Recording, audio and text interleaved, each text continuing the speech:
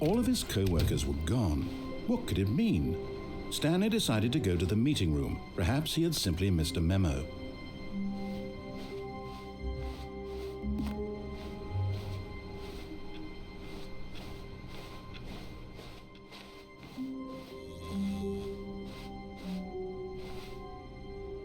When Stanley came to a set of 2 open doors, he entered the door on his left.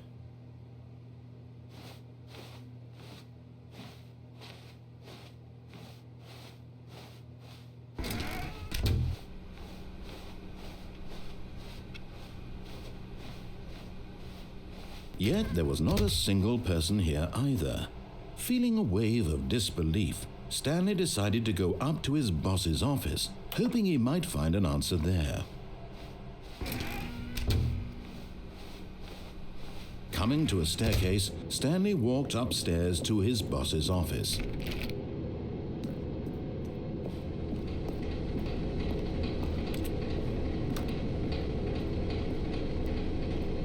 But Stanley just couldn't do it. He considered the possibility of facing his boss. Admitting he had left his post during work hours, he might be fired for that. And in such a competitive economy, why had he taken that risk? All because he believed everyone had vanished? His boss would think he was crazy. And then something occurred to Stanley. Maybe, he thought to himself, maybe I am crazy. All of my co-workers blinking mysteriously out of existence in a single moment for no reason at all? None of it made any logical sense. And as Stanley pondered this, he began to make other strange observations. For example, why couldn't he see his feet when he looked down? Why did doors close automatically behind him wherever he went? And for that matter, these rooms were starting to look pretty familiar. Were they simply repeating? No, Stanley said to himself, this is all too strange. This can't be real. And at last, he came to the conclusion that had been on the tip of his tongue. He just hadn't found the words for it. "I'm dreaming!" he yelled. "This is all a dream." Oh, what a relief Stanley felt to have finally found an answer, an explanation. His co-workers weren't actually gone. He wasn't going to lose his job. He wasn't crazy after all. And he thought to himself, I suppose I'll wake up soon. I'll have to go back to my boring real-life job pushing buttons. I may as well enjoy this while I'm still lucid. So, he imagined himself flying and began to gently float above the ground. Then he imagined himself soaring through space on a magical starfield, and it too appeared. It was so much fun, and Stanley marveled that he had still not woken up. How was he remaining so lucid? And then perhaps the strangest question of them all entered Stanley's head. One he was amazed he hadn't asked himself sooner. Why is there a voice in my head dictating everything that I'm doing and thinking?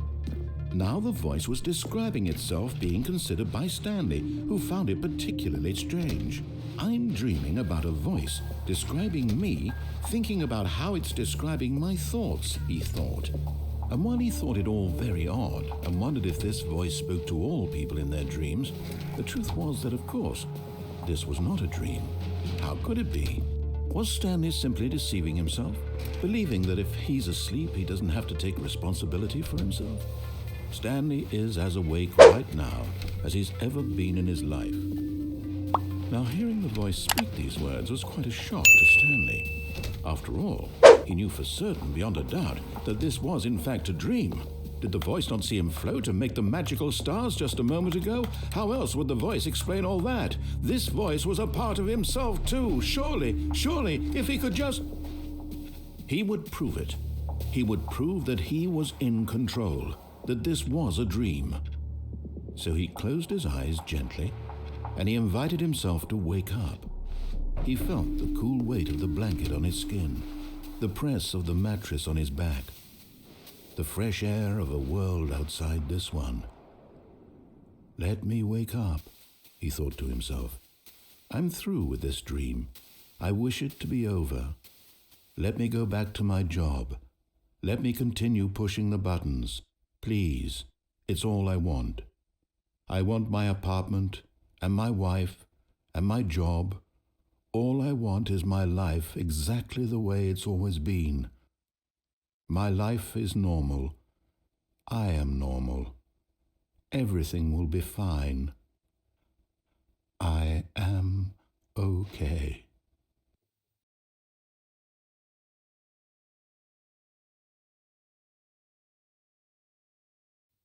Stanley began screaming. Please, someone, wake me up. My name is Stanley.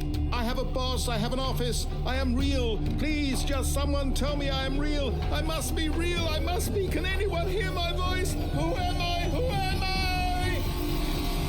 And everything went black.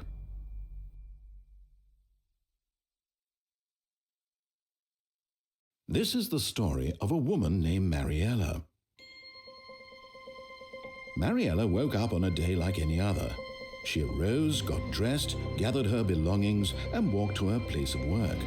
But on this particular day, her walk was interrupted by the body of a man who had stumbled through town talking and screaming to himself, and then collapsed dead on the sidewalk. And although she would soon turn to go call for an ambulance, for just a few brief moments she considered the strange man. He was obviously crazy, this much she knew.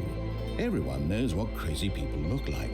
And in that moment, she thought to herself how lucky she was to be normal. I am sane. I am in control of my mind. I know what is real and what isn't. It was comforting to think this, and in a certain way, seeing this man made her feel better.